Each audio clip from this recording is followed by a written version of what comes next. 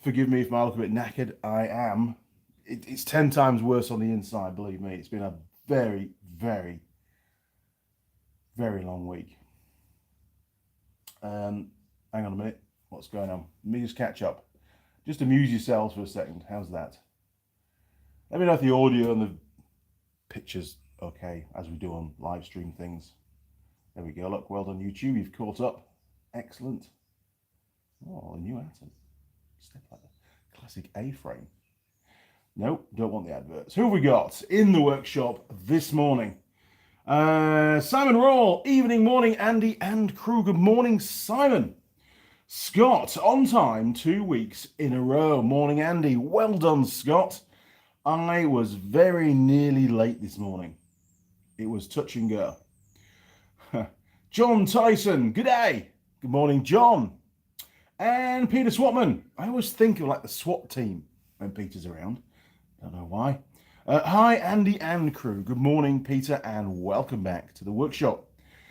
So, we'll just wait for a few more to turn up, and then let's have a little look into why the big air compressor failed, and my little adventure journey thing in finding out what was wrong with it, and ultimately fixing it, because now it works brilliantly, as Clarkson would say. Who else we got? Mike Adams, howdy all. Sheldon is in the workshop. Good morning, Sheldon. Sheldon says, watching on my 55-inch today. Scary stuff. I bet you stepped back then, didn't you? All right, Stranger Things. Okay, just while we're all getting warmed up for this epic live stream, Stranger Things. The final 2 episodes came out on 7 p.m. New Zealand time Friday night. I'm not going to give you any spoiler alerts at all, because I'm quite sure that some of you yet, maybe the odd one, will not yet have watched it. It seems to be pretty popular. Yeah. Left us hanging. That's not a spoiler. I didn't give you the storyline. There's got to be more. There has to be more. It's just... Anyway, anybody else that's watched it, let me know your thoughts, but don't give anything away in the comments, because it's way too good to be spoiling it. Now then, George Benny 90. Hello, everybody. Good morning, George. Cheers, Sheldon. So what's been going on this week? Well, I've been building police motorcycles. I have. And it's been interesting, actually. Normally, you know, let's take Nissan, for example. Okay, so Nissan, they build cars, right? Now, okay, most of their cars are pretty, you know, they're all the same and just different colors and things, but pretty organized. Now, these police bikes are very, very specialist, and they require a lot of additional components and looms and connectors and modifications and brackets and programming, and there's a wealth of stuff required to get them done. And the components factor is, you know, there's a lot of little stuff, and finding it is actually quite critical to the build. So, with full respect, my mate, who normally builds these bikes and is brilliant at it, by the way, this is no disrespect, but you know you get geniuses, absolute geniuses, but in some of the normal part, or some other part of their characteristic, they are horrific. I don't know, Einstein was late, but maybe he kept a very dirty house or whatever. I don't know, but he's brilliant at building the bike. He's brilliant. He's a brilliant motorcycle engineer, full stop, and he also races, which was the problem because he fell off. But Dave's organization, and he will be the first to admit it, is horrendous. So I'm looking for a couple of little spacers to go on a switch gear that turns on the flashy lights, so that when you're speeding, Mr. Policeman can put the flashy lights on and pull you up. Can I find the spacers? No. So call a friend, ring a friend up. Morning, Dave. Any ideas where these little specs? Oh, yes, they're on the back bench in a box with some other stuff. So I glanced across at the back bench, and there must be 15 boxes on the back bench, all full of stuff, just general stuff, all mixed up. So this really sort of played out the majority of time spent building police bikes, was looking for the parts. So what I decided to do was, David already produced a spreadsheet, but I decided to find the whole bag of parts, take the particular part, take a photo so we can ID it from the photo, drop it in the spreadsheet, and then put it in a cardboard box and write on the cardboard box what's in it, and only have that one part in that parts bin, and then stick it on the shelf. Organisation is absolute key to efficiency. So hopefully now, and thank you, Dave, for all your help during the week, because I rang you up so many times asking where stuff was. He must have got pretty upset with me. Now, things are a lot better and a lot easier. And all the brackets are made, and they're all painted, and they're all laid out on the shelves, and it's just organised. There's probably maybe 10% of the parts yet to still categorise on the spreadsheet and to put in parts boxes, but we're 90% there, and that's a 90% improvement to before. It really is. I can't explain to you just how bigger a job it is, and for someone to come in that's never done it before, it's like a jigsaw puzzle, or it was like a jigsaw puzzle where somebody had given you the wrong photo and half the pieces are missing. It was that, but we're on top of it now. It's all good. Anyway, Andy's little rant is over. Sorry, Dave, didn't mean to disrespect you in any way. I'm not. You are fantastic at what you do. And Dave might be watching the live stream. Who knows? He'll probably chip in if he is. Mike Bazansky, good morning all.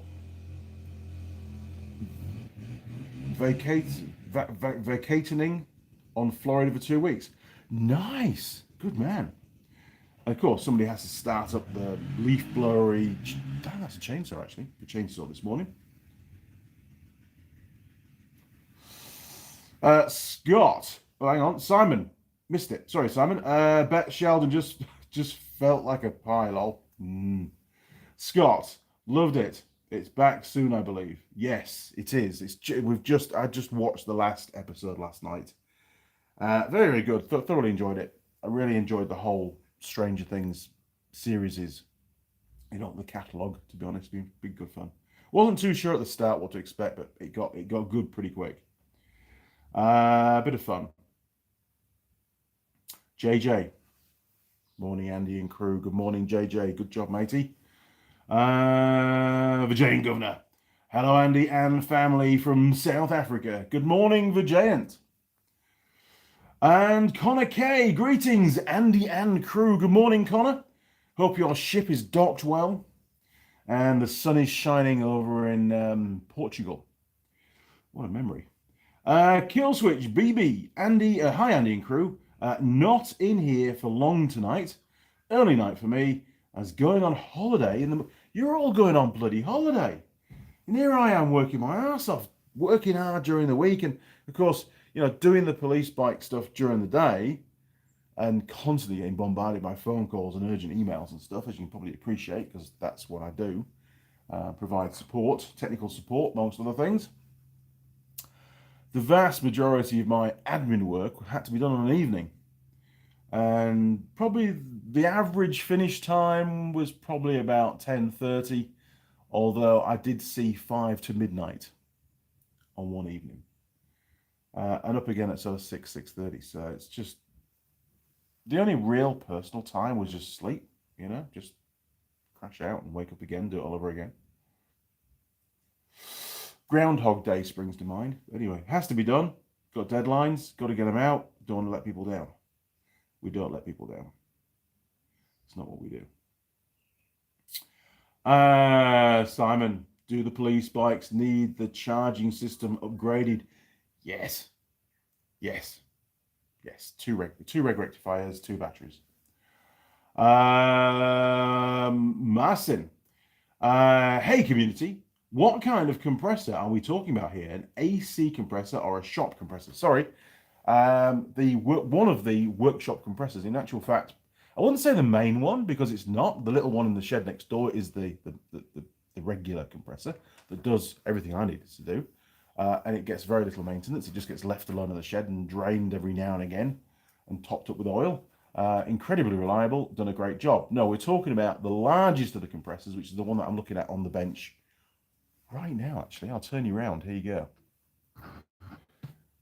That one, Atlas Copco Automan. So, come back. There you are. Right. So a bit of a story this week about that. So, just to recap very quickly for those that weren't around on last Sunday's live stream, I was using the pillar drill, which is just to the right of the compressor. So I have my earmuffs on and stuff, obviously, because it's pretty noisy in here when Mrs. Mechanic's sandblasting, with 3 compressors running in this workshop and 1 next door, and the vacuum sucky out dust extractor thing on the sandblasting cabinet is actually quite noisy as well. And I'm there with the pillar drill, just doing countersinks and stuff, just deburring with a countersink bit. And the compressor stops. And now that's normal because they do cycle. There's enough capacity for the compressors to cycle, even though she's sandblasting flat out, which is good. We're on top of the job with CFM now. But it stopped. But it sort of stopped not in the normal way. And I'm like, that's weird. Didn't think too much of it, carried on. And was just keeping an eye on it. And it never started up again. And we had about half an hour or so to go. So I just reached across, turned it off. I'll deal with it maybe in the morning or later on. We'll have a look. This was on the Saturday. Late Saturday afternoon. And when you turned the motor on, all it would do would hum. There was nothing going on. Wouldn't turn. Even with no load applied, so I took the belt off, even with no load, the motor still wouldn't spin. So, weird. So I thought, okay. And there was no smell of burning. And it's not really overstressed, but it had been running for quite a period of time. Probably a couple of hours non-stop. So I thought, well, maybe. So I took the motor off, took it back to Auckland with me, and went to Atlas Copco head office in Auckland. Weird place, in all honesty. Not what you'd expect. Massive company, Atlas Copco. Big building. Wandered in. I'd left the motor in the car to start off with. Wandered in to see what was going on. And it didn't really seem like a place where the public went. That was the impression I got. There was no receptionist. There was no reception desk. There was nobody there to greet me. There was no instructions, no signage to say where to go. So I just wandered into an office. Morning, Andy Mechanic here. And they're like, huh? I said, I've got a motor off one of your compressors that's just humming and not turning. Can you help? And this chap, I think it was Brian, very helpful guy, says, yes, let's go and have a look. Where did you bring the motor with you? I said, yes, it's in the truck. Let's go and have a look. So we wandered outside, and I explained the whole scenario to him, and he says, sounds like you burnt it out, mate. I'm like, oh, that's not good. He says, are you running your compressors on extension leads?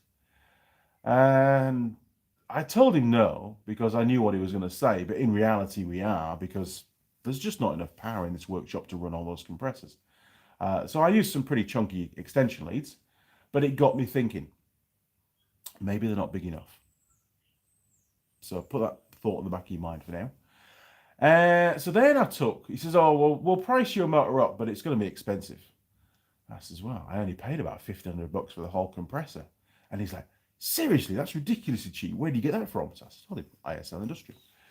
So Brandon obviously did me a really good deal on it. It might have been old stock. I can't really remember. I think it might have even been damaged. I can't quite remember on this one. Or that might have been the other compressor. Don't know. I'll have to watch the video whether it was a small one or the big one that I fixed. But anyway. No, this one did have some damage actually. That's right. The guard on the fan had got bent. And the back of the motor had got damaged. The plastic cover over the fan is broken. And I wonder how that got broken. It wasn't me. It came like that. So that's why it was discounted down. That's why it was a bit cheaper. Anyway, so he says, oh, we'll send you an email, give him a card. There you go. Send me an email with a price on it. But he says, look, you're better off going around the corner. Gave me another company's name, forgotten what it's called. In fact, I might have it in my phone. Bear with me, people. I like to give these companies shout outs where shout outs are due, or not due, should I say. So, is it that one? No. Is it that one? No. Is it that one? No. Hang on. Just bear with me. There's all sorts of stuff in here. Yes. Really weird business name. I'll just put it on the screen. It's Gook and Sullivan, or Gok and Sullivan, maybe. That one there, look. Can you see that? Gok and Sullivan.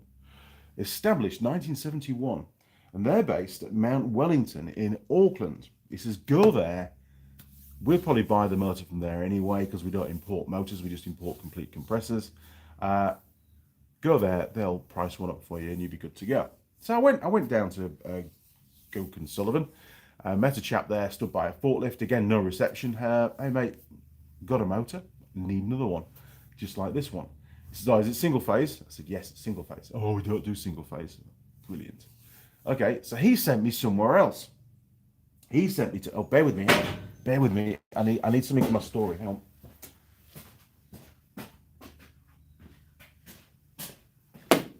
Now, I've got to try and keep this story short. There's a lot to cover. So I went to a place called Argon Distributors Limited, and that's the company there, look. And they're also in Mount Wellington at 7 Monier Place. Monier Place? I don't know. So I went in and saw a guy. Hang on, I've even got his card in here somewhere. Bear with me. Oh, there we are, look. Went in and went to go and see a guy called Vin. And I said to Vin, hey, I think my motor's burnt out. It's not working. Can you supply a replacement? And he said, let's measure it up first. We might be able to, we might not. We don't know yet whether we've got stock. So let's have a look. So he looked at the spec plate on the side and he took some measurements and he tapped away at his keyboard for a little bit and he went, ooh, we've got one. I said, excellent. How much is it? Oh, don't worry about that. Let's go and get it off the shelf and make sure it's still there.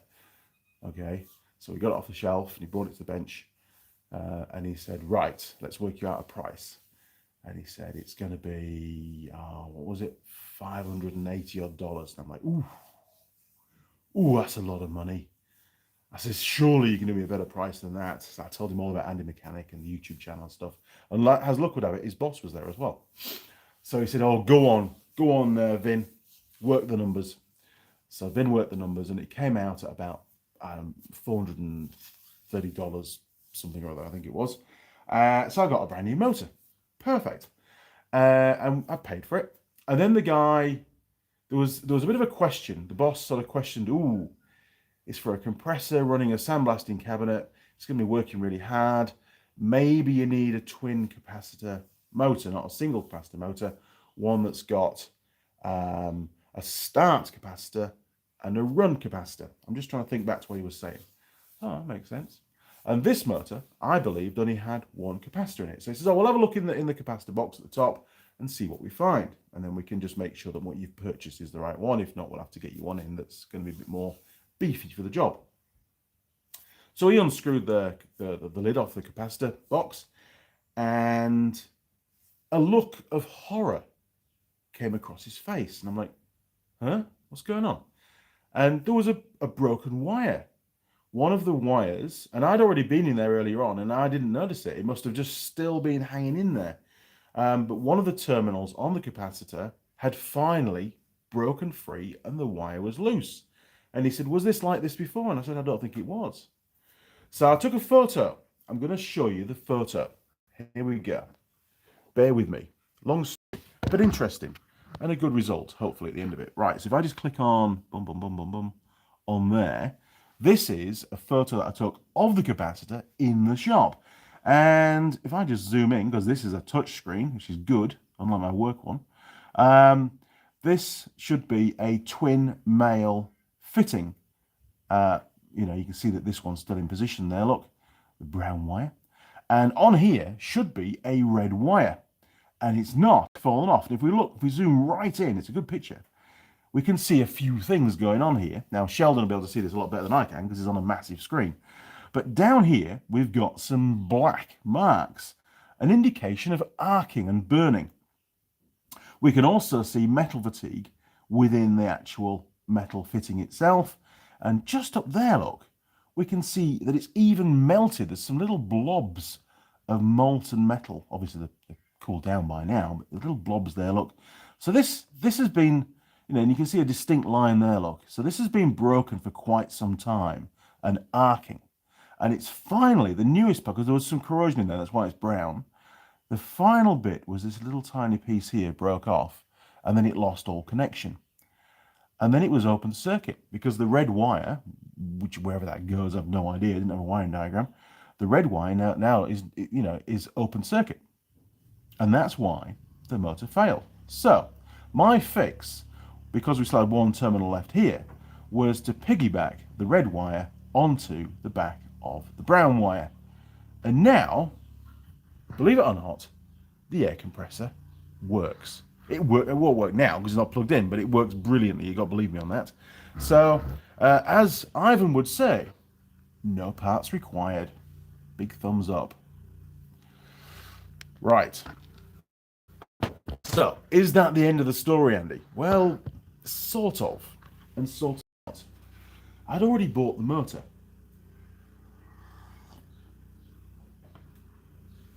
So, I thought, well, I'll take the motor. I'll keep it. I won't get a refund on it. I'll keep it. Because there's no, you know, I didn't know until I got home and did that fix that this motor was going to work, the original motor. So I did keep the second one that I purchased. But also, I needed a pulley, and the pulley was still on what was still suspected to be the failed motor. So I said to Viv, hey Vin, I said to Vin, would you mind if you've got a puller, a specialist puller that fits these aluminium pulleys, would you mind just popping the pulley off for us, because I'll need to swap it across or fit it back to the motor if it works. Yeah, no worries, mate. So he took it around the back, put some heat on it, popped it off, all good.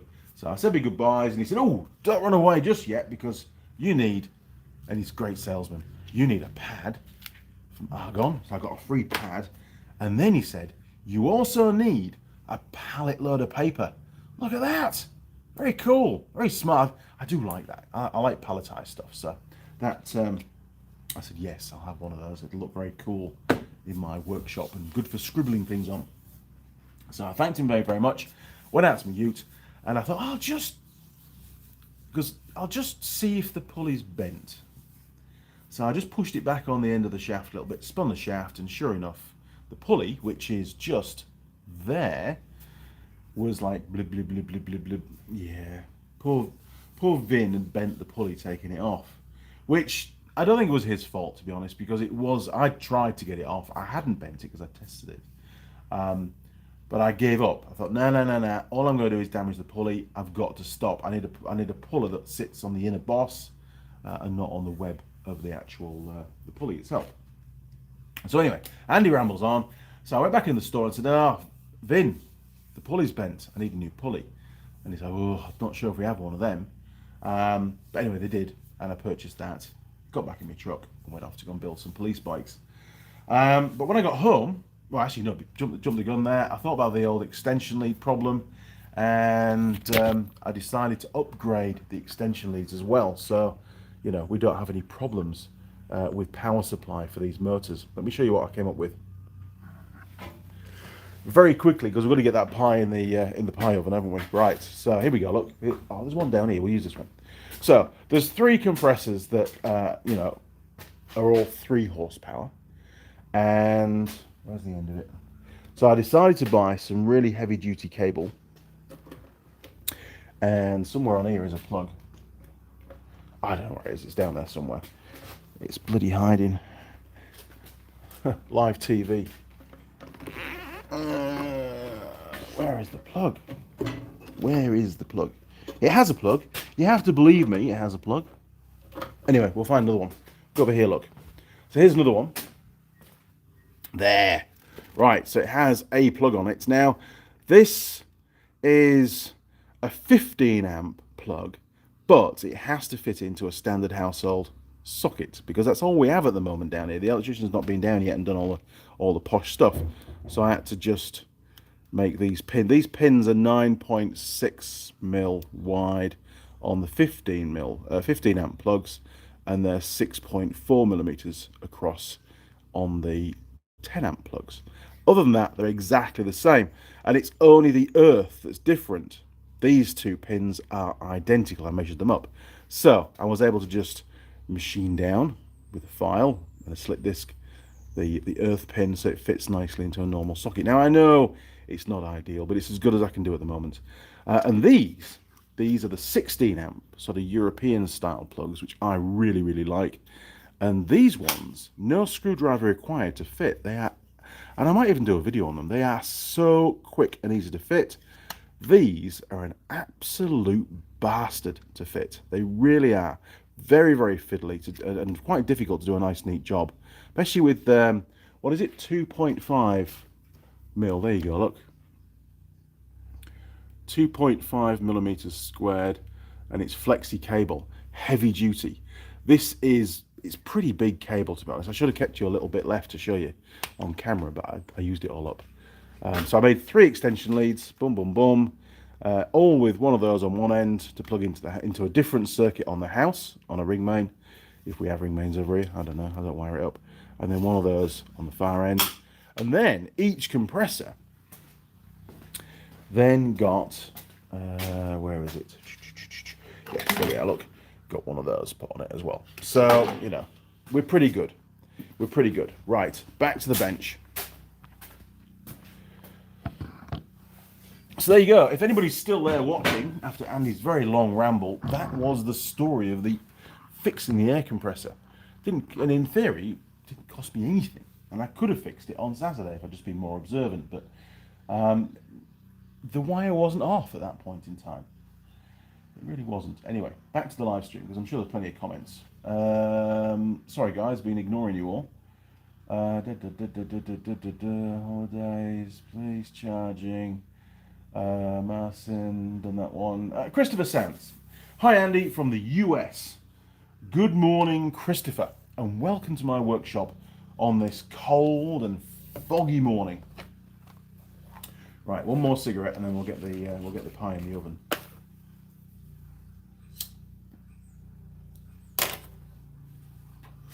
Matawix, I bet it's freezing in that shed. It is very cold in this shed this morning. I had my jacket on, but the jacket's very scruffy, and I wasn't going to go onto a live stream wearing that. Marcin, is that an electric or petrol compressor motor there? No, electric. We do have a petrol-powered air compressor, which is massive and ridiculously noisy, which is outside, which is going to get sold very shortly once I list it. I haven't got around to listing it yet. Scott, did it seize up? No, the motor spun very freely. And don't forget, I was right next to it when it stopped, and there was no burning smell, there was no flash, there was no nothing. It just stopped. So that must have been the point in time when the terminal just either wasn't able to carry enough current, or maybe, you know, it just broke free and it was just sat there and I just didn't notice it later on. But hey, didn't cost me anything, and I have a spare motor. Very happy. I mean, sure, it cost me a pulley. The pulley's about $100, and it's one of those. What do you call it? It's got like a little inner flange to it, like a tapered flange thing, and it's in 2 halves with a couple of grub screws, and it clamps to the shaft. Really good actually. Very easy to fit, and easy to remove as well. That's the trick. No more of these silly aluminium pulleys that just bend when you're trying to get them off. AJ44, hey Andy, AJ from Canada. Update on the 700 Suzuki King Quad with no spark. Rechecked everything as you and Simon suggested. Turns out it was the ECU. Plugged in a new one and vroom. Wow, it's not often an ECU fault. Well checked, well diagnosed, and well, you got there in the end. But hey, it's Japanese stuff. ECUs they're pretty reliable. AJ44, thanks to you both. Thanks to both you and Simon. No problem at all. Happy you fixed it, and great to be involved with the diagnostics as well. Simon, be worth a blob of silicon to stop the vibration. I think that's a very good idea, actually. A blob of silicon, or a bit of, I don't know, a bit of builder's foam in there or something, or just a bit of, you know, fireproof foam just wedged in the box. Yeah, definitely a vibration problem, sure of it, that's caused it. Either that or the guy that built it up in Italy where they were made, maybe he missed the terminal a couple of times and he bent it and he bent it back and, I don't know, a freak thing. And no, they didn't have a spare new capacitor, so I just said, it's all right, I'll just piggyback it. It'll work. And it was quite funny because when I fixed it yesterday, I spent all day yesterday doing work, fixing that, making the extension leads, doing some modifications, sandblasting cabinet. There was no production yesterday at all. It was all like servicing and fixing the gear that we use. And it was about time because it was a little bit low on oil as well. Was the old compressor? It wasn't, it was just off. Maybe it took, I don't know, 100 mil. Not a lot, but it was down. Sheldon, you'll have the house wiring glowing. Yes, it was quite nice and warm in the house when we finally went inside. I know, having those 3 extension leads, plus another one that runs the vacuum cleaner dust extraction unit, and a new thing that I've put on the sandblasting cabinet, which I'm going to show you shortly. It was I don't know, it was just ridiculous. I've been at a concert with all the cables on the ground going into the house, into various rooms to go into different circuits. But I will get it sorted out. It's just ridiculous at the moment. It's got to the point now where we need a lot more power in this workshop. And then, of course, what need those extension leads? They'll just become used for the welder and that kind of thing if I need to weld outside the shop and things. So they'll be very useful. They were bloody expensive, was the cable. Really expensive. 60 meters of that 2.5 flex 3-core, so twin and earth basically, was, including GST, $600. $10 a meter. Wow. I know, my bank account knew about it when I paid for that. And including those other fittings and stuff and the the plugs and sockets and things. $900. $900, and I just paid for the motor about half an hour earlier as well. So, but we're getting there. We got to have the right kind of gear, and I don't want to risk damaging the motors due to volt drop because of using piddly little extension leads, because they're all 10 amp. Whereas those extension leads can cope quite happily with a 15 amp supply. Anyway. William Brody, hello Andy and crew from Outing, Minnesota, US of A. Good morning, William, and welcome to the workshop, sir. Jade Hedges, good morning from Nelson. I'm eating my pie now, couldn't wait. You bastard, I am starving. Right, let's get on with this pie because I'm hungry. Okay, so today we have done a couple of other Big Ben pies, and I was not impressed, but Mrs. Mechanic spotted this one yesterday, rang me up and said, have you done the Big Ben steak and cheese classic? Classic is the difference. We haven't done the classic. So, can it be any worse than the other ones? I don't know, but we're going to find out today. Let's take a look. Oh, let's take a look. Oh, that didn't work, did it? Right. Mouthful of smoke. Okay.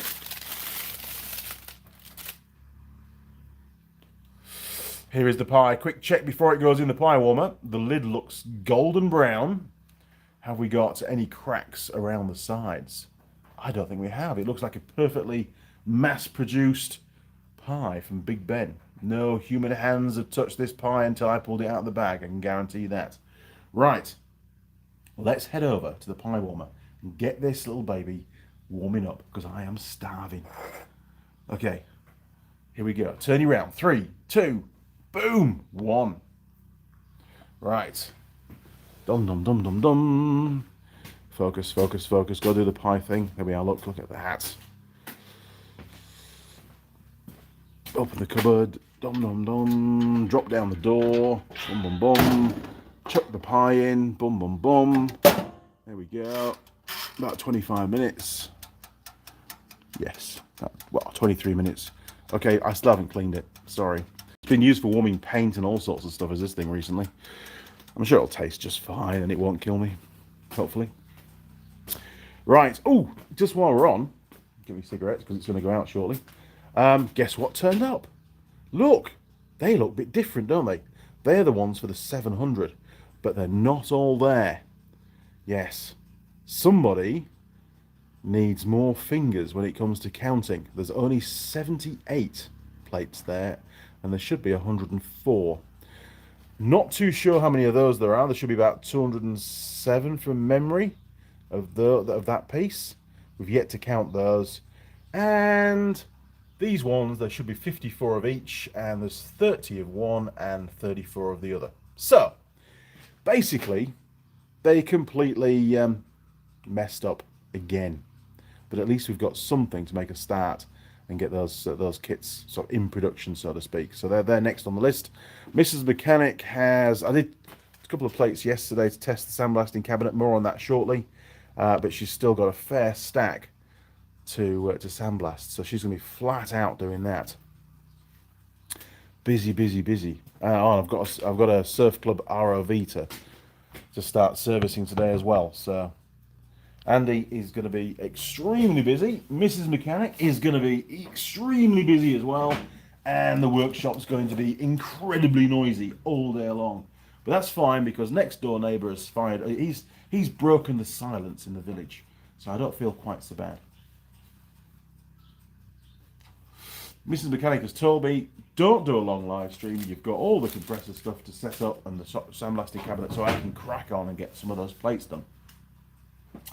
Now, back to the comments while I finish my cigarette, and then we're going to have a quick look at the modifications that I made to the sandblasting cabinet. But boy, we get it's bloody cold in this workshop, I'll tell you that. Marcin, I think the terminal might have broken due to vibrations. Then it was sparking, burnt, and totally fell off. I think, Marcin, you are exactly right. I think it's down to vibration that's caused the problem, and possibly it could be down to the fact that when I put that compressor up on the bench, and it was really only ever put there for storage, I took the wheels off it. It's got a couple of big rubber wheels at one end, and it had like a rubber foot at the other end. So it had 3 points of contact on the bench. I took them off, and now it just sits on the steel bench. No damping, no vibration damping. Although at one end there's a block of wood, but you know there's still metal to metal contact between the feet of the cylinder and the worktop of the bench.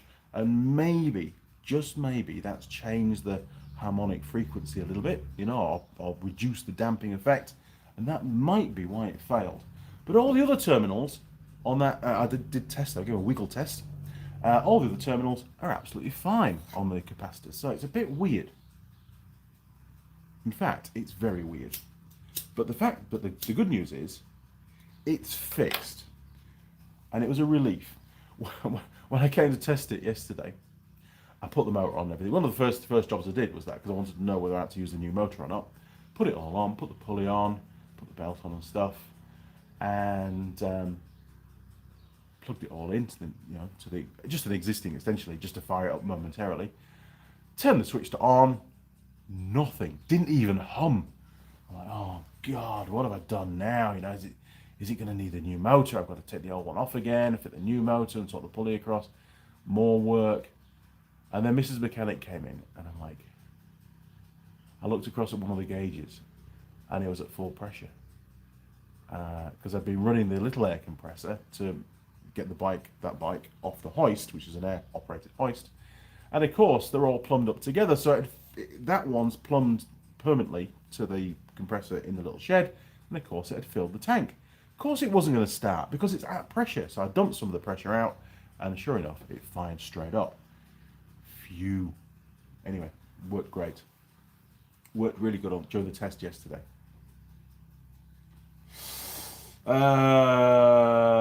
Kill Switch BB, pie-tastic journey. It did, it had a journey right to the pie warming machine. Simon, well, off to Helmsley in the morning for the Duncan Park Steam Rally. Right, I used to work in Helmsley a lot. I like Helmsley a lot. That didn't sound good.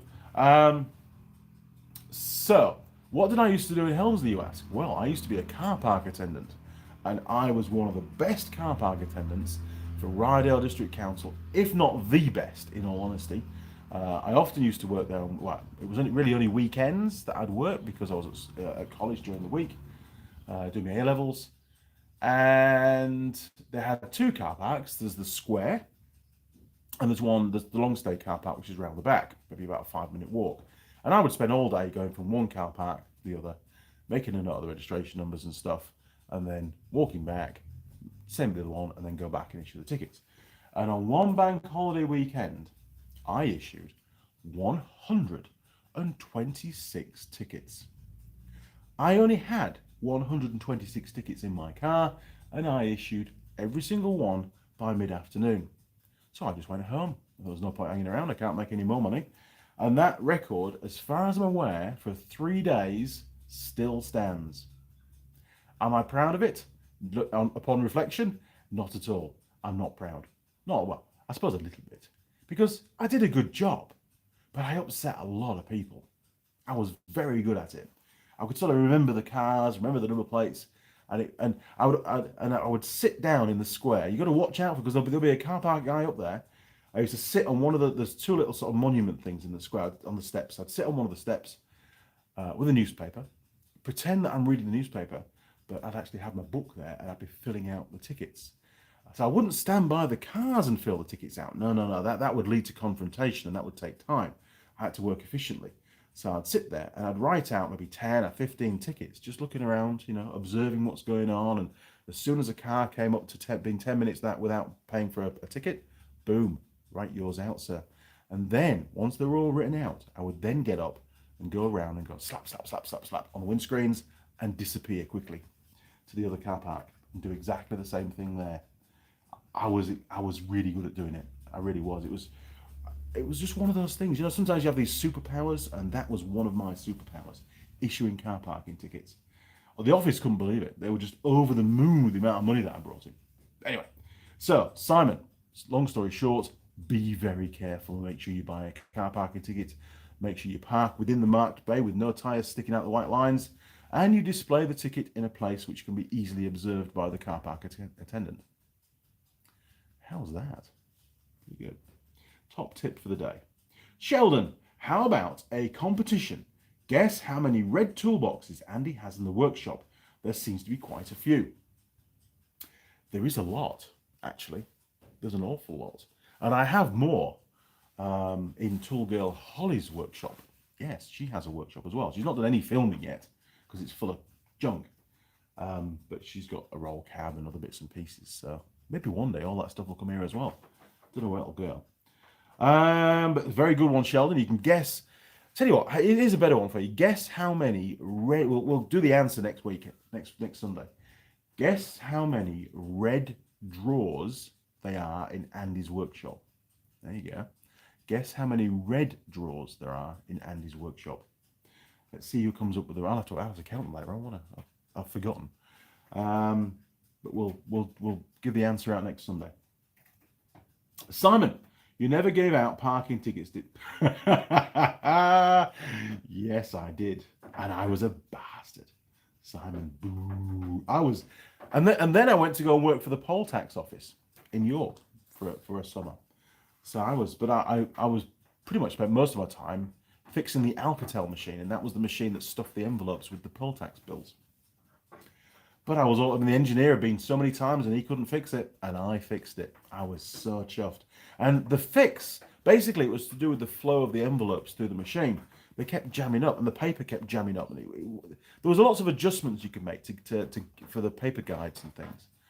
And in the end, I fixed it with nothing more than a few big pens, some cardboard, and some duct tape. And I would, it's like going back a long time, but I would mount these little pens and other objects using the duct tape along the flow to correct any kind of deviance of the paper or the envelopes. And it took me maybe half a day to fix it, and the boss kept coming in going, "What are you doing?" I said, no, I'm nearly there, leave it with me. And by lunchtime, man, that machine ran, and it ran. We were way overdue getting the bills out because they were all hand stuffing them. People were working late at night, overtime, just manually fold and stuff the envelopes of the bills. And there were hundreds of thousands of these things to do, and they were all getting pretty grumpy, So I thought, no, let's see if we can fix the machine. It's worth one day of my time to see if I can get it working. And I did, and we did all the bills without a hiccup. It just worked. I wonder what the Alcatel guy thought when he came back to service it with all these big pens and stuff stuck around it. He must have just gone mental. but it worked. It's all that matters. Did the job. Vijayant, please everyone, press the like button. Thank you, Vijayant. Appreciate that. Roger Heaps, good morning, Andy and crew. A little late today. Don't you worry about that, Roger. Jeffrey Boyle, we've got one of those and a spanner. Thank you very much. Spanners are very useful. Combi spanner, in fact. Right, so I've caught up with the comments. The pie is currently warming up nicely. Coffee's quickly going cold. We're 2 cigarettes in, which I'm not proud of. So, after I fixed everything and did the extension leads and plumbed it all up, I did a test sandblast because we were running out of time yesterday to do any proper sandblasting. It was too late for Mrs. Mechanic to start. It was starting to get dark outside. Didn't want to annoy the neighbours. And of course, I had Stranger Things final episode to watch, which I was looking forward to. And I had to have a shower because I was pretty grubby. And I did some modifications to the sandblasting cabinet before we did that test sandblast. Let me show you what we did. Here we go. So, one of the issues we had was, let's go inside. Do we need torches? We haven't even got torches. So, basically, with a sandblasting cabinet, I'm sure you all know this, comes out of the gun, and then the garnet drops through the mesh into the hopper, and that's why it's angled as such. It's got this slant on it. So all the garnet then drops down to the metering valve down there. Let's see if we can go around the back. Hang on. Let me pull it out a bit. So it goes down in the hopper to the metering valve, which is down here. You've got a little air adjuster on there as well. And the more air you allow in there, the less garnet it tries to pull. So it then suspends the garnet in the airflow, and it all works. But we had a bit of a problem. Sometimes the garnet would stick on the side of the hopper. It wouldn't actually flow down, and then you'd get no garnet in the metering valve, and it would just suck air. So Mrs. Mechanic's fix to that, when she was using it, stood on her little shelf that we made, is she would kick my sandblasting cabinet. She'd go bash, bash, bash like that with a foot, and then obviously the garnet would then drop down to the bottom, and away you go again. But I wasn't over happy with this malicious bashing of my sandblasting cabinet. So I did some research, and I found out. Well, actually, what I tried initially is I got a Makita orbital sander, and I just went underneath and I held it against the metering valve. And instantly, Mrs. Mechanic got noted. She said, "Hey, it's working really well. I'm getting a nice consistent flow. It's not stop, start like it was before. This is brilliant." So I did some research and I found out you could buy these little vibration motors. And can we plug it up? I don't know. We can probably plug it up. Let's get an extension lead fired up. So we'll go over here and get an extension lead. We've got many extension leads. Demonstration now. Bear with me. Oh, that needs to go over there. Bear with me. I'll stick that over there.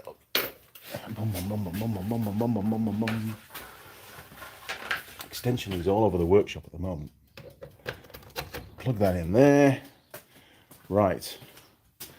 Now we need this one. Right, you're gonna have to hang on for. I'll put you there.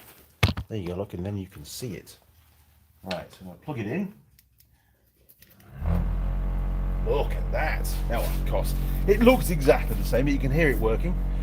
And of course, there's a nice, not over aggressive vibration. It's not causing the metalwork to bend or flex visibly, but that's enough to get the garnet to flow down the hopper and sit in the metering valve.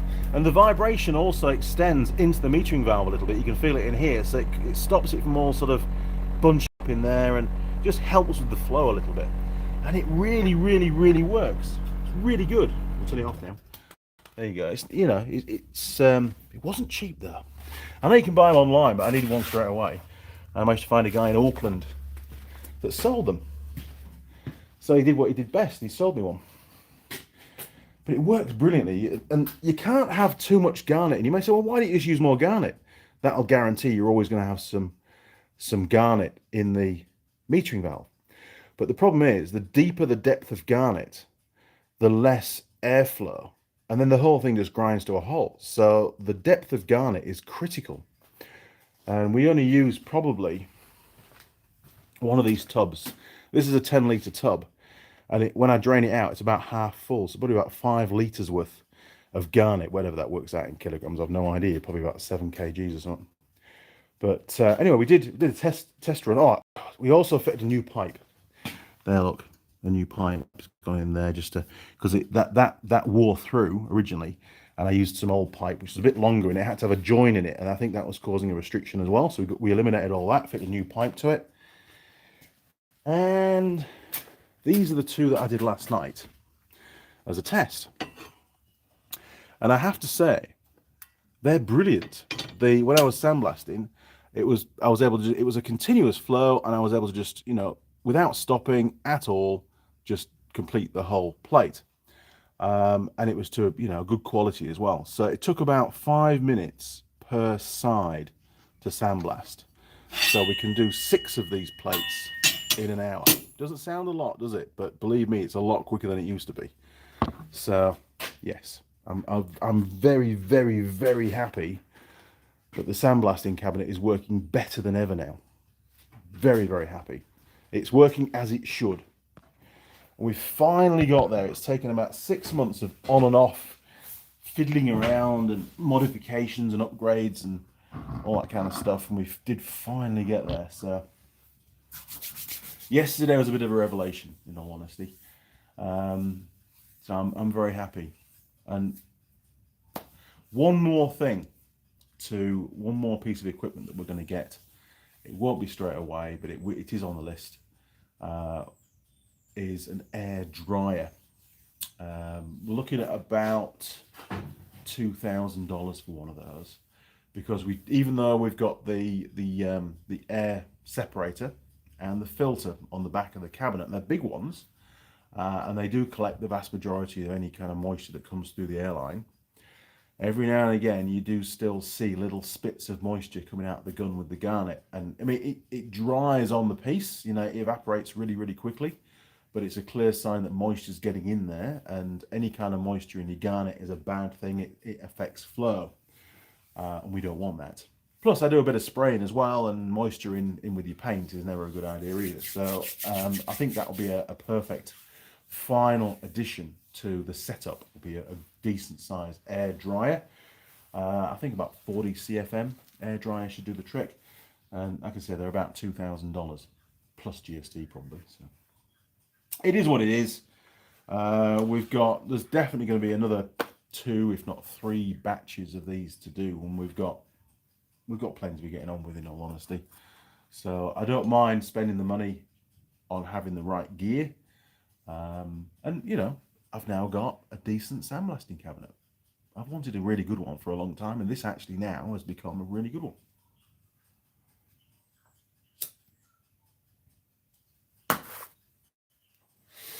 So, where's the comments? Has everybody gone home? Oh, 35 people watching. This is great. I feel very, very privileged today. 28 likes, so there's 7 people still to click the like. Or the dislike, whichever you prefer. Hey, that's weird. There's a new icon. It says here, obviously you've got the thumbs up, I've got 30, you've got dislikes. Doesn't show me the dislikes, but it just says dislike, thumbs down. You've got share, and then it's got a new one called clip. I'll have to try that later on. Has anybody tried that before? What does it do? Can you clip a certain length of the live stream and send it to somebody? I don't know. Never seen that before. Where do we get to? John Dwyer. Hey, Andy and crew. Good morning, John. Welcome back to the workshop. Simon, can you not load a water trap with silica gel granules to help the moisture in the air? I could. There's a lot comes through. I mean, the moisture trap on the machine auto empties. And when Mrs. Mechanic is operating the cabinet, constantly, which is for probably a couple of hours at a time, there's a huge puddle of water on the ground, and it's constantly dumping the water out. Every sort of 3 or 4 minutes, it empties. So the air at the moment, there's a very high level of moisture in the air.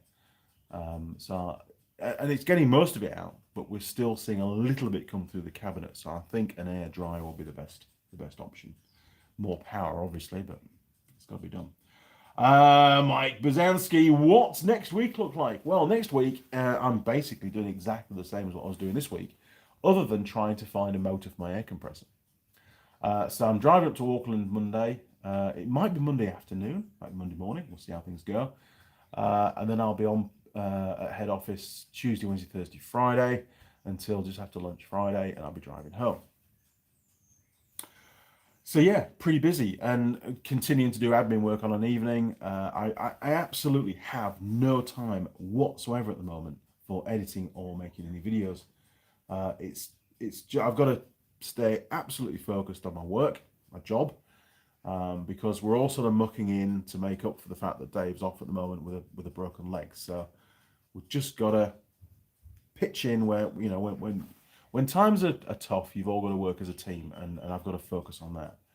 It's only a short-term thing, another few weeks, and we'll be sorted out, and I'll be back doing my normal role and out visiting the dealers.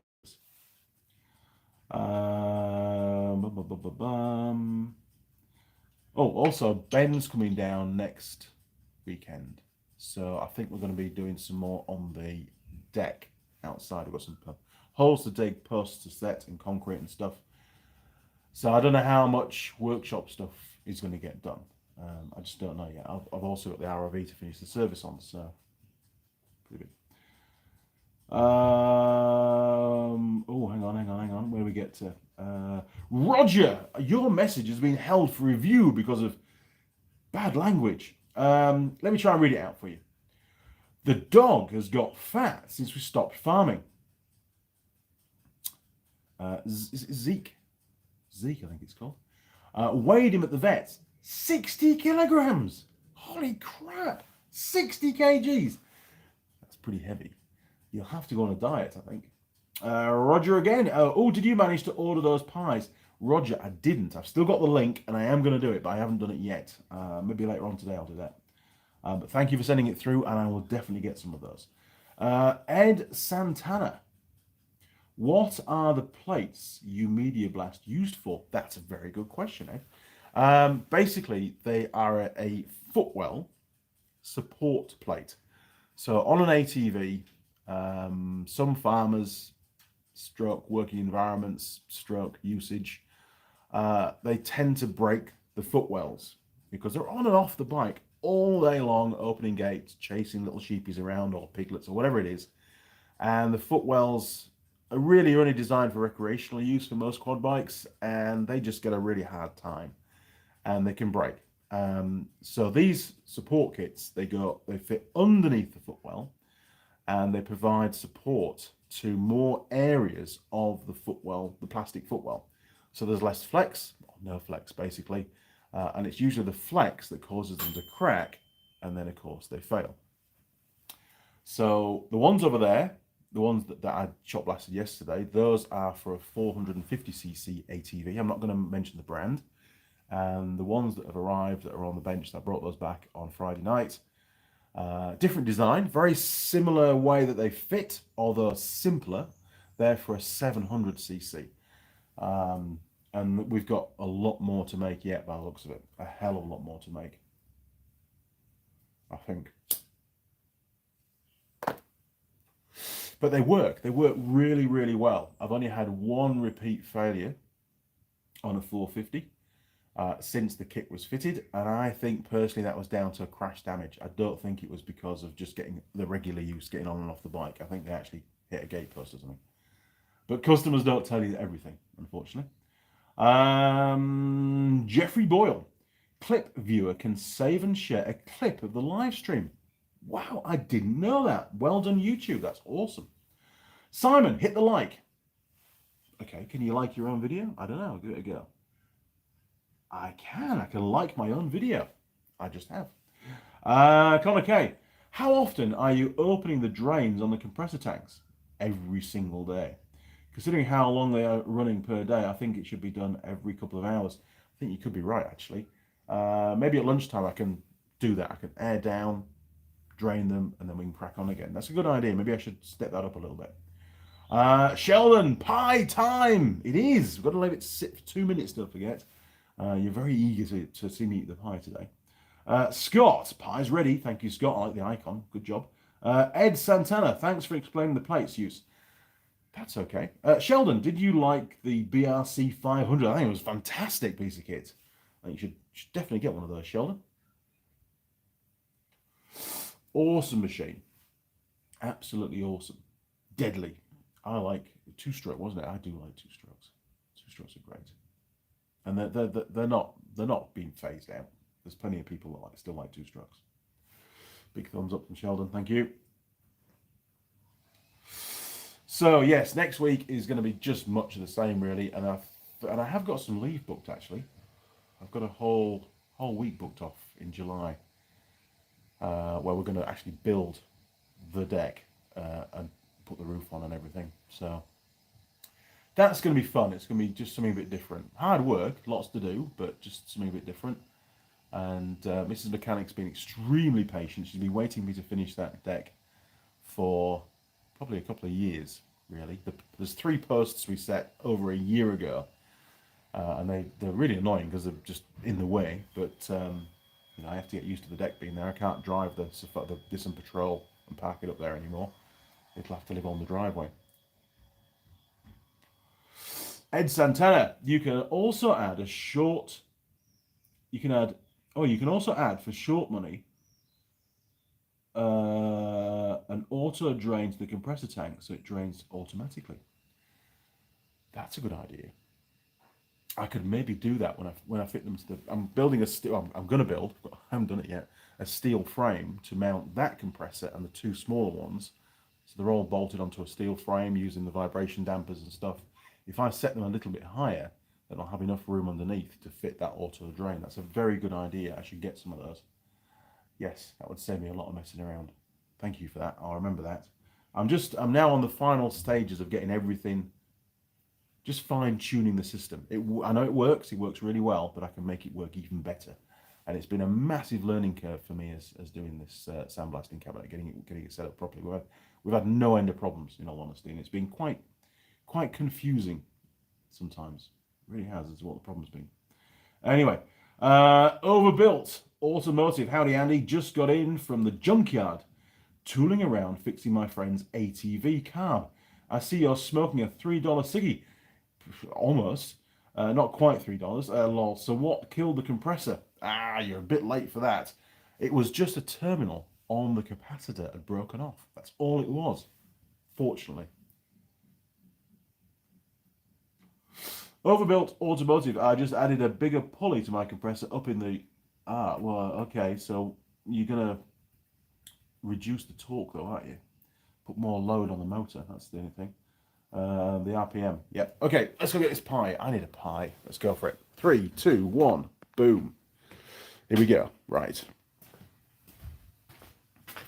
Man, it's cold in here. It feels like it's getting colder. Oh, nice and warm in there. Right. The pie. Well, the lid looks pretty damn good, doesn't it? Any cracks underneath? We've got one crack running across. It's superficial. It's not full depth. And around the sides, yeah, that looks pretty good. Right, to the bench. Dum dum dum dum dum dum dum. Pie time. Yes. Where should we sit it? We'll sit it on the bag for now. There we go. Okay, turn you around. 3, 2, 1. Boom. Okay, so what are we up to now? We're at an hour and 4 minutes in. It's going to be another hour and a half live stream, isn't it? Okay, so a quick look around again then. Structural integrity check. Looks pretty damn good. Golden brown lid now, look. And the base, very good apart from this one crack here, look. Oh, there's a little one there as well that you can see. Okay, I'm going straight in because I'm bloody hungry. So I'm going to pick, I think we'll start there. There's a little tiny crack on the side. Again, sort of superficial really, but we'll start there.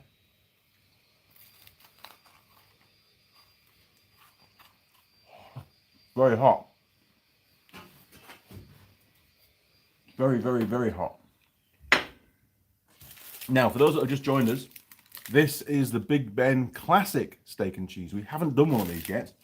We've done a Big Ben double XL steak, cheese, and bacon, which was crap. And we've done another Big Ben one. Can't remember what it was.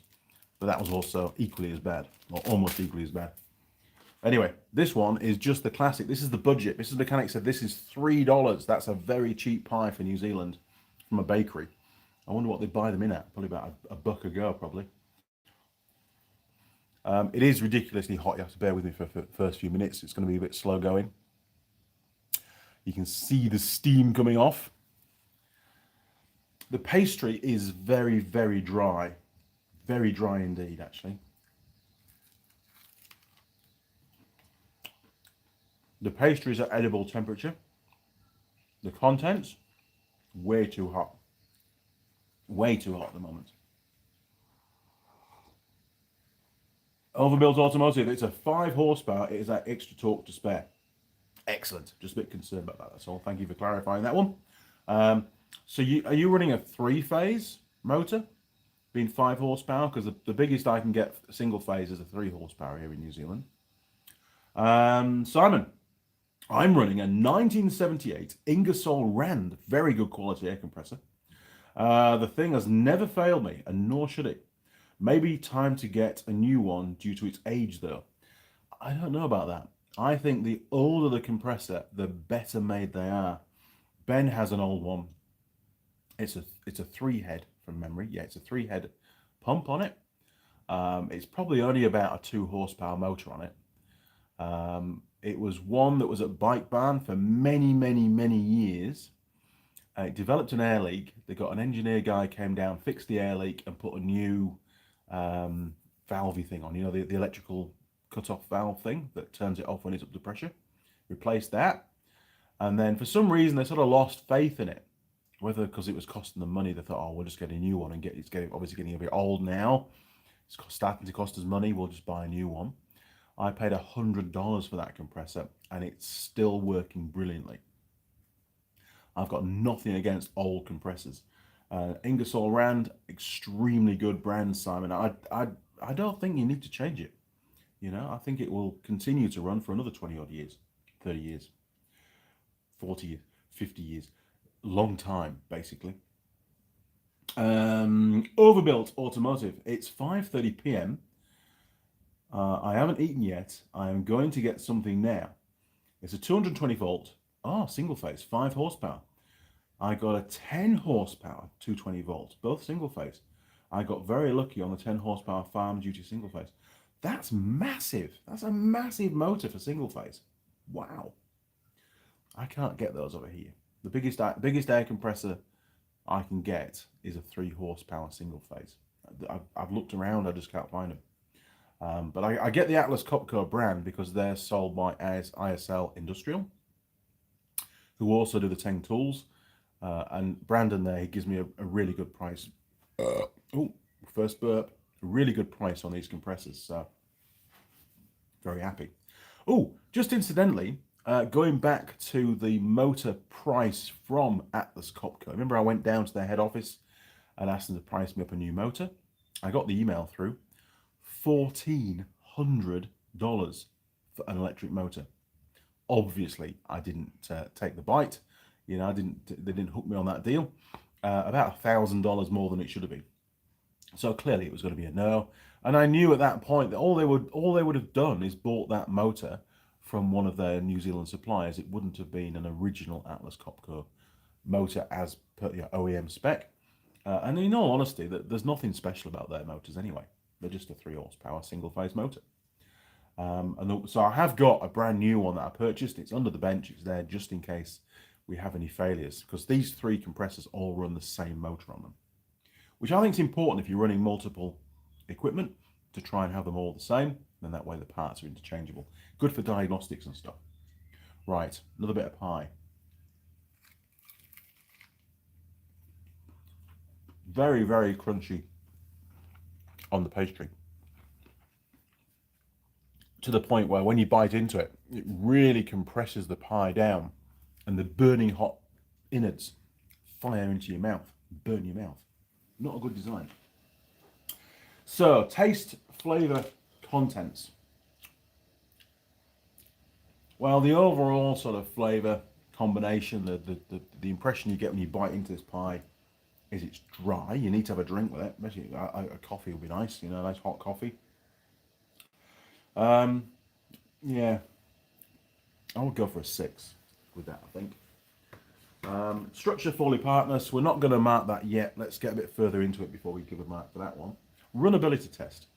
One more bite, and I think we've got the maximum exposure of the contents, and that'll give it a fair test for that. So if I wince a bit, it's because it's really hot.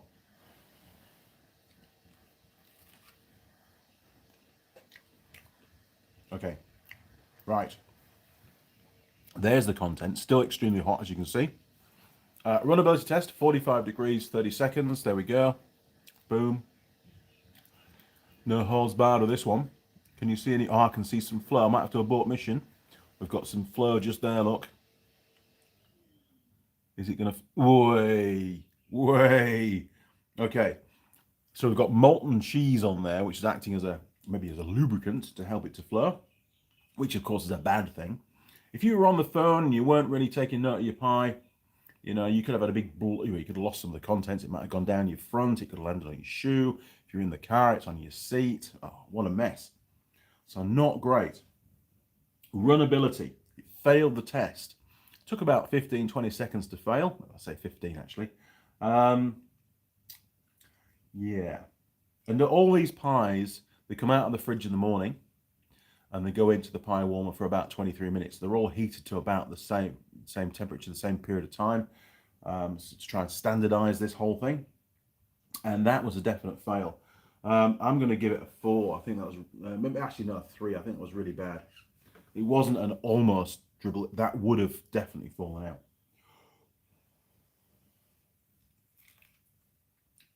Right, problem eliminated.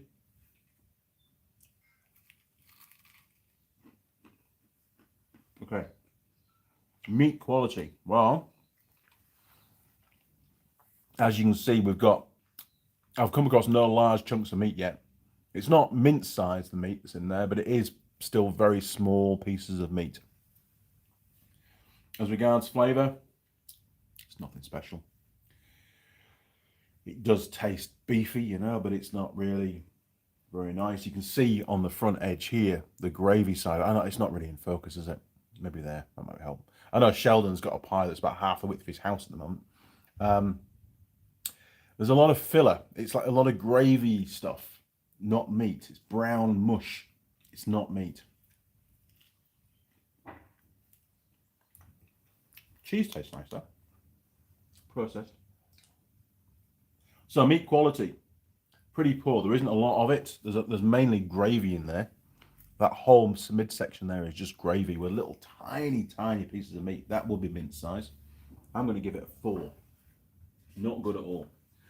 Pie to crust ratio. This is the contents volume to pastry volume, and as you can see, it's pretty thin, isn't it? There's a thin slither of meat in the middle. It's not a particularly tall pie anyway.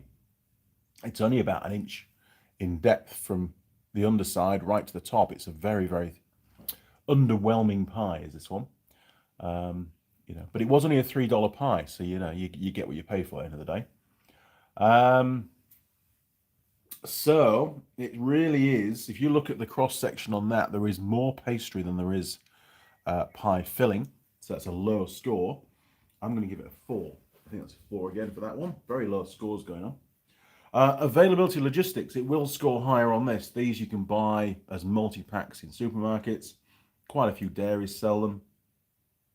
Petrol stations, possibly, although they tend to have gone for their own brand nowadays.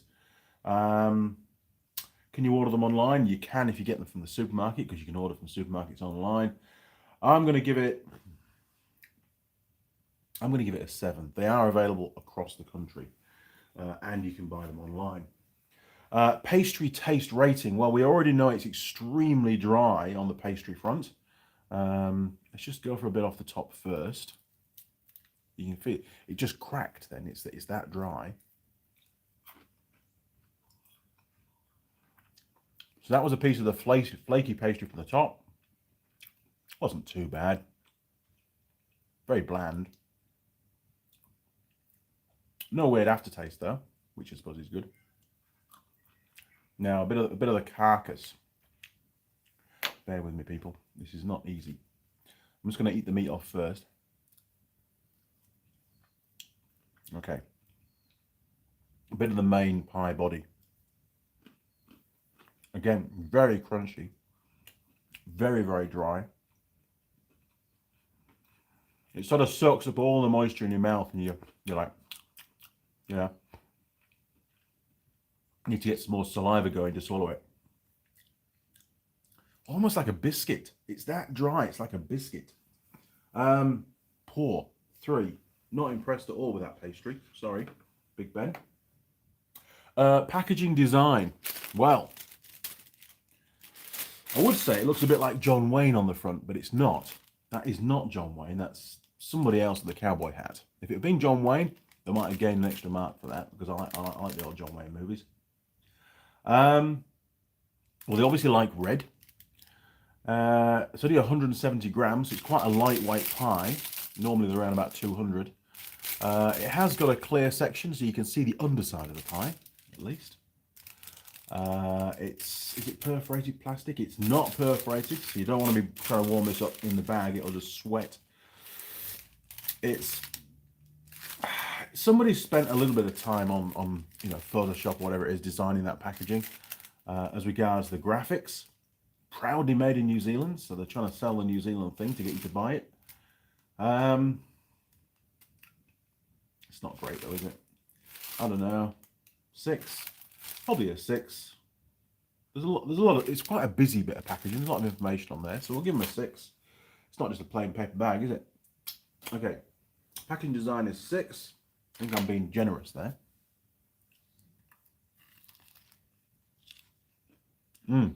It's now down to a temperature which is actually edible. Recyclable score. Well, pretty confident it's not. This is pure plastic.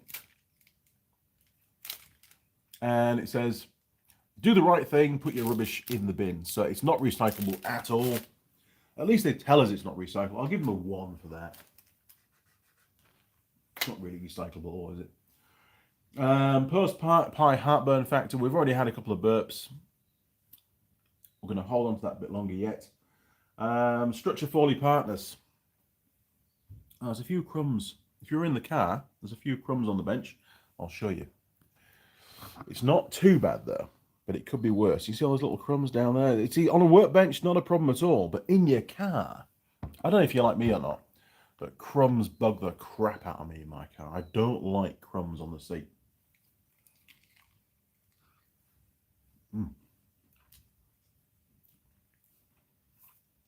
It's a very flowy pie as regards contents.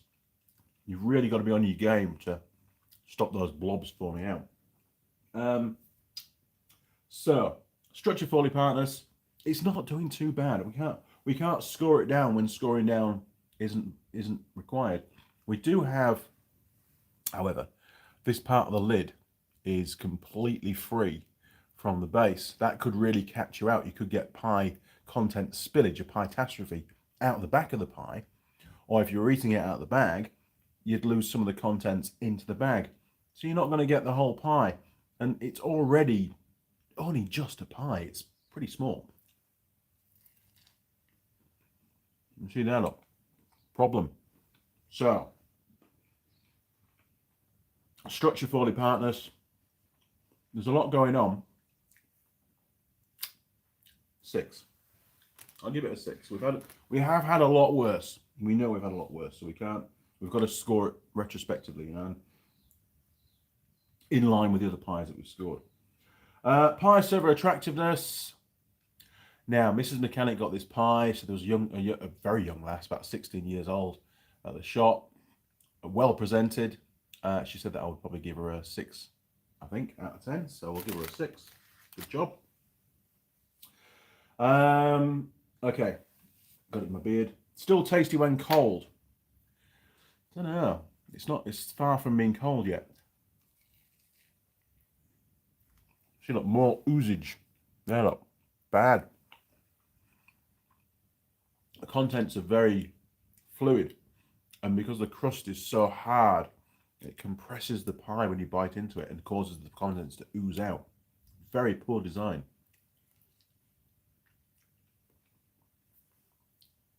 And it's getting a bit messy, to be honest. It's not a good look, is it? So, still tasty when cold. I think the main flavour that you will get when it's cold is the cheese. That seems to be coming on stronger and stronger with every bite as it cools down. What do we give it? Still tasty when cold. I give it a 4. I think it's pretty poor. Right, stuffability score. Well, to score that, I need to finish it, so bear with me.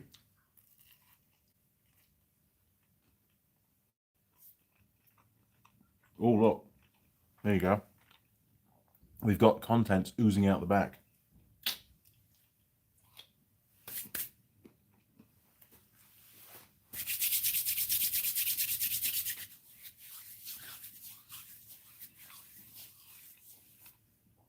Do I feel stuffed? Am I going to eat something else later on this morning? I probably am.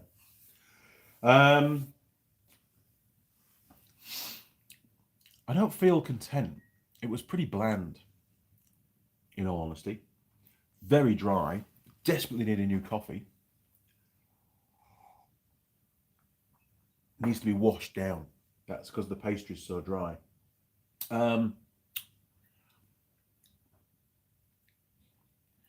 3, 4. I'll probably be okay for about half an hour.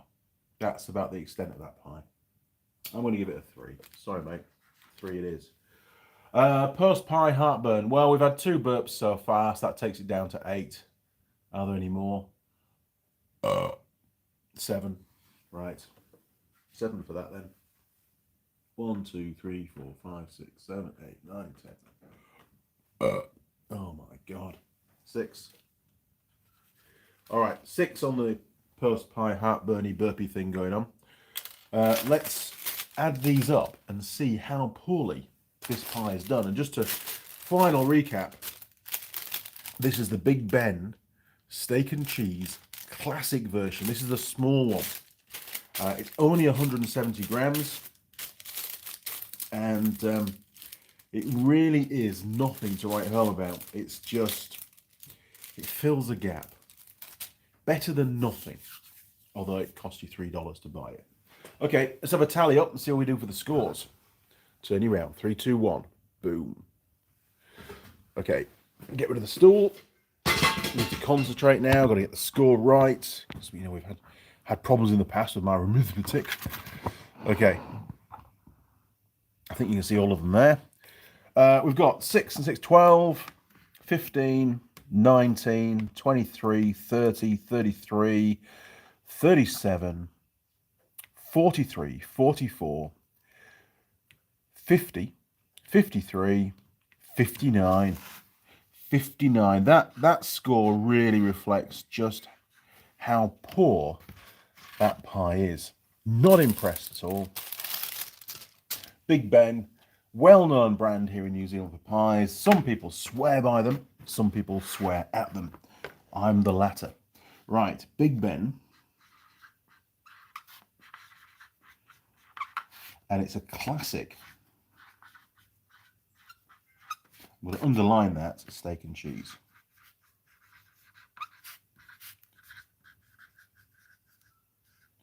And steak and cheese pies are my favourite by far, and I've eaten a lot of them over the years, as you can probably gather. And that one is one that I wouldn't want to have again. Sorry, Big Ben. You need to do a lot better than that. And I mean a lot better. Right. Oh, God. 58. Right, that's gone down to 5. We'll make that into an 8. There we go, look. The score's plummeting. Okay, to the cabinet. Let's get it on the list. Right, 58, 58, 58. Oh, my word. It's as bad. It's as bad as the Wild Bean Cafe beef, not beef, steak and beef and cheese. 58. That's horrendous. really didn't think it was going to be bottom of the list. I was going to say good job, Big Ben, but good job for being terrible, I suppose. And look, you see, there's the Big Ben steak, cheese and bacon double XL, and he got 64 right down the bottom again. There's the Big Ben steak, cheese, meatier than meat, whatever that means, 73. Big Ben pies, consistently crap. Well done. Okay, back to the bench. Bum, bum, bum, bum, bum. Turn you round. Very organised today, look, can't we? Right, let's get that sorted out. Okay. Oh, where do we get with the comments? You guys have been having your little conversation. I'm sure while I've been troughing my breakfast. There we go. Man, it really is cold in here now. I don't know what's going on. I think it's because when you're sat still doing nothing, you lose a lot of heat. No. Oh, there we go. Hang on. Do I need to go back a little bit? Bear with me. Yes, I do. Yes, I do. Bear with me. Right, Simon. It's more the tank integrity. Yes, corrosion. But at that stage, it's more likely to pinhole than go bang. Bang would be interesting, wouldn't it? It wouldn't be a good thing. Overbuilt automotive. Keep the old compressor and fix it if needed. Needed run good oil. I got 1540 in my compressor. It's hot. Oh, it's hot out here. I never use BS compressor oil, just top shelf motor oil to suit temperatures. Good tip. Overbuilt automotive. My friend's got a 45 or so year old compressor, 80 gallons, still running at his shop. Yeah, I mean, I suppose in a commercial environment they get worried about the cert on the tank and the corrosion levels. I think if your compressor's outside in its own little shed, away from people, it's not too much of a problem. If it does suddenly get a little hole in it, if it's in your workshop and you're working right next to it, that's a whole different matter, isn't it? You don't want to be injured should it decide to let go. William Brody, Andy, buy yourself auto drain valves for your compressors. You set them up for how many minutes you want in between discharge, as well as how many seconds you want to drain. That's amazing. I'll check those out. Overbuilt automotive, Andy, that lathe, that one, looks similar to my late granddad's lathe. I'm going to ask my uncle if I can get it. He will never use it. It's a 1950 or South Bend 10 by 30 lathe project. I think you should get that lathe. I think you would clean it up and you would use it, which is what the lathe is designed to do. I use my lathe on a regular basis for all sorts of little bits and pieces. It's very, very useful. Simon, speaking of crumbs, is Mr. Mouse all gone? Oh, yes. Well, another little segue. Let me just light my cigarette. Hang on.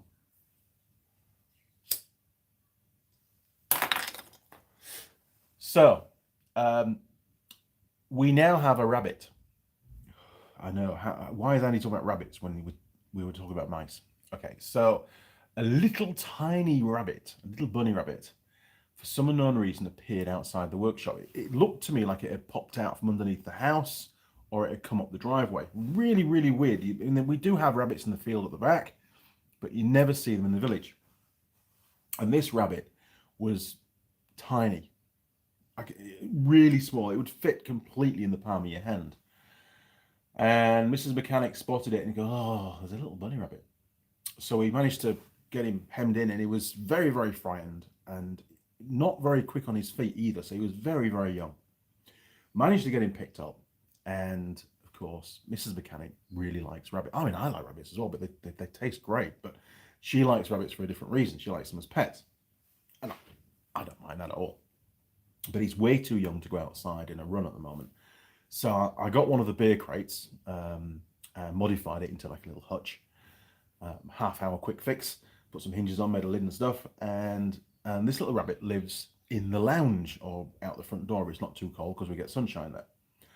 And we've only had it just over a week, and on an evening when we're watching TV, she lets the rabbit out, pets the rabbit and does whatever you do with rabbits. And then I got nominated to look after the rabbit because Marmite, the shop dog, gets extremely jealous of any other kind of rabbit pie. Thanks, Simon. Don't say that to Mrs. Mechanic. So Mrs. Mechanic was sort of just keeping Marmite happy because she gets very, very jealous when there's any other kind of pets around other than fish. Don't think she realizes fish are pets, but we don't have any fish anymore. Number 42 died, unfortunately. So I ended up with a rabbit, and I'm busy watching my Stranger Things, and the rabbit's on my chest while I'm watching the TV.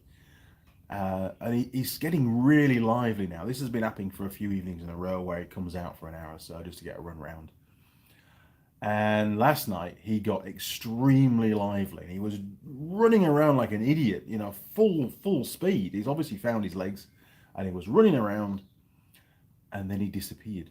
For a moment, I just took my eye off him. I was busy watching the telly and got engrossed in what was happening, you know, Stranger Things, for God's sake.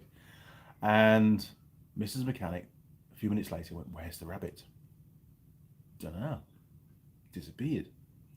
We need to find the rabbit. So we're looking under the sofa and under the chairs and stuff. Eventually we caught the rabbit, but just before we did, I was looking under one of the tables, and there was a dead mouse. A little tiny dead mouse. And I'm like, "Did you know about the dead mouse under here?" She goes, "Ah!" She doesn't like mice. I didn't. So I extracted said dead mouse and put him in the bin, and then we caught the rabbit. So are there still mice around? I've not heard of Mr. Mouse in the workshop at all. I think at the moment we are completely vermin free for now. So that answers your question and introduces the rabbit. And no, it's not going to be rabbit pie. Mrs. Mechanic would not forgive me for that. Overbuilt automotive, yeah, and the pet mouses. They live in the roof. I'm sure there'll be more. Overbuilt automotive. My shop struck junkyard cats keep my mouse issue at bay law. Yeah, I'm allergic to cats, so we can't have a cat. Mrs. Mechanic likes cats as well, but we're not having a cat. William Brody, Andy, I believe you also have multiple compressors to get push lock fittings, plastic hose to run a manifold you can get by with one auto drain valve for all your compressors.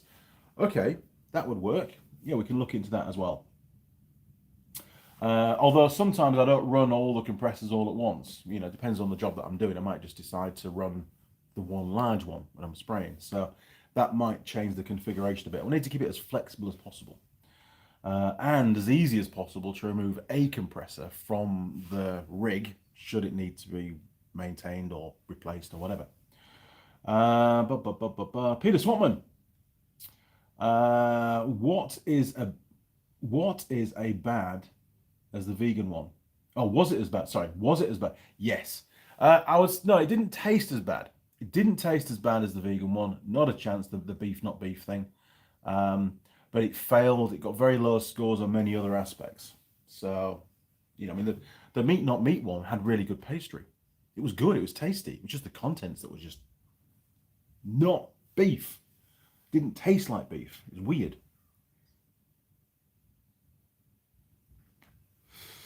Simon, overbuilt automotive. Some of the South Bend lathes do look similar to the Myford and Boxford lathes. Design about the same time. Thousands of miles apart. Bit of a testament to good design. That's right. They all sort of end up morphing into a very similar thing. Very much like cars these days. You know, you go back 30, 40 years, different brands had their own very distinctive way of doing things, whereas nowadays, you know, whether it's a Nissan or a Toyota or a Volkswagen, they're all sort of realizing what is the best way to achieve certain things on a car, and they're all doing it in a very similar way now, in my opinion. For most things, there are some points of difference, but in general. Right, overbuilt automotive. Most pre-made meat wad pies suck bad. Well, I have tried. Yes, I've had one. I will not be having any more ever, intentionally. Alan Cook, hi, good morning, Alan. Welcome back to the workshop, sir. Hope all is well in your world. Alan is a drone expert, for those that don't know. Sheldon, what's the most available best pie for techs on the road so far? One of the wild beans. I have to say it. I mean, they're not a sponsor of the channel, and I'm sure that they never will be. But for me, on the road, there's lots of BP petrol stations. The vast majority of them now have the wild bean cafes, and their pies they're very standardized. They always taste the same. They're always well made. They've got good pastry, good contents, decent quality meat. Sure, you can get better pies. I mean, the Lake Farm pie, for example, very, very good, very tasty, but it's not that available, and they're not ready to eat when you buy them. So there are other factors to take into account. When you're on the road, you need something there and then to eat. So a Lake Farm pie isn't an option. Neither are any of the pies from the supermarkets because you've got to cook them. So for me, Wild Bean Cafe, probably the most readily available pies across New Zealand, and they're very good. Not brilliant, they're very good. Simon, rabbit pie. Shush. Overbuilt automotive. Just lit my cigarette. Rabbit pie, probably good eating. Yes. Mrs. Mechanic, we were over in Spain. We weren't married at this point. I was working for Mercedes-Benz, and I was staying with this family. I think we mentioned this actually the other week about his workshop in the cellar. And I think it was a Sunday. Mrs. Mechanic had flown out to see me for a week, and this family put on a really nice meal for us. As a welcome Emma into the house,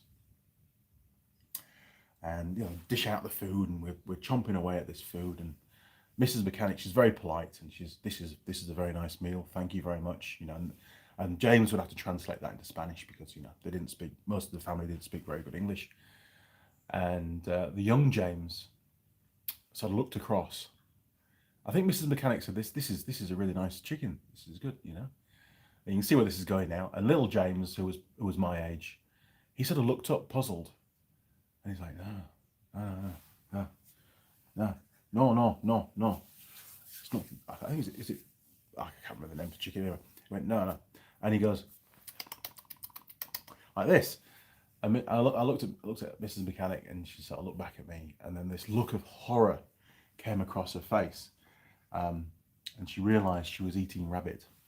So she declined. She couldn't. She made her apologies and couldn't eat any more. But she'd already said it was very tasty. So difficult. Put her in a very difficult situation. She was quite upset that she was eating rabbit. So she stays well away from eating rabbit henceforth. Where do we get to? Simon, or rabbit and black pudding pie. Oh my God, not black pudding. Can't have that. Simon, get a Sphinx cat. No hair. No, I don't. They look hideous, those things.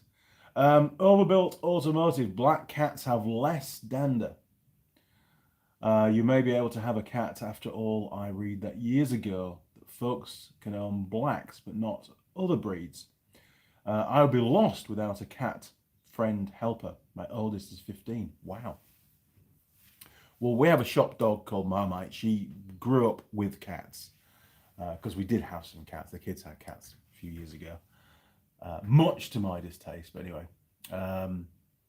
So she's got a lot of cat habits. When she stretches like a cat, not like a dog. It's weird. Really weird. Spencer M. Aaron Fletcher had a welding tank explode while filling. Shit.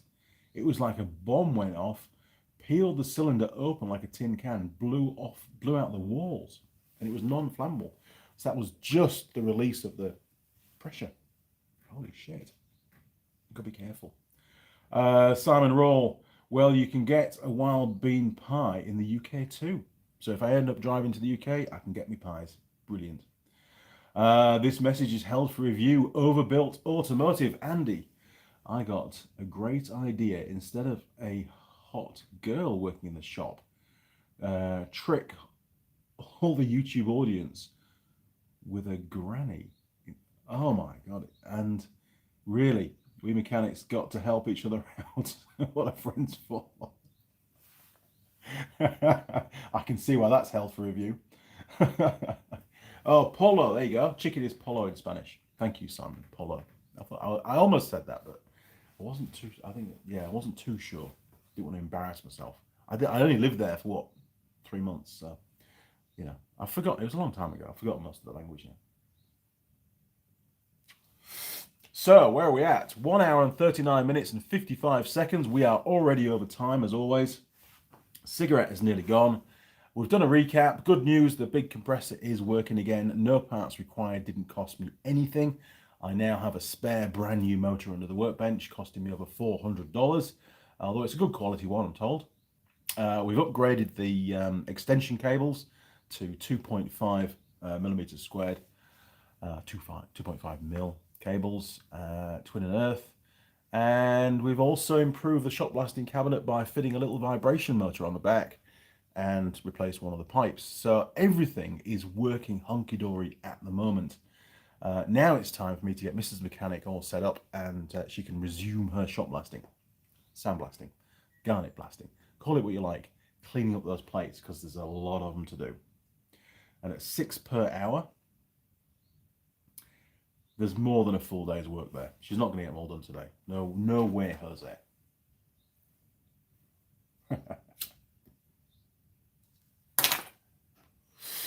Okay, crew, I better crack on. It's been great having you all around the workshop again this morning. Your comments and your support for the channel is much, much appreciated. Like I say, I need to crack on, and I will see you all again next Sunday, 8:30 a.m. Cheers, crew. Over and out.